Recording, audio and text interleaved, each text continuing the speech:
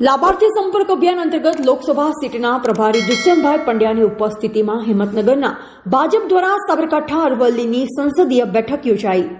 चूंटणी अंगे पण मार्गदर्शन अपायुं।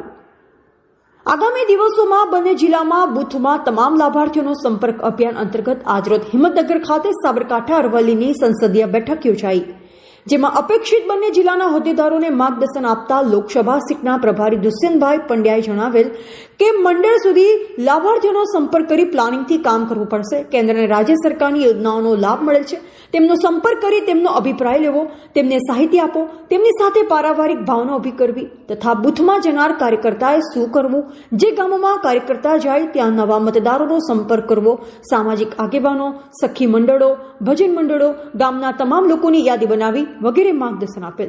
દુષ્યંતભાઈ પંડ્યાએ ચૂંટણીલક્ષી પણ માર્ગદર્શન આપેલ। આગોતરા આયોજન અંગે જણાવેલ કે મોદી સાહેબની જાહેર સભા થાય તો તેના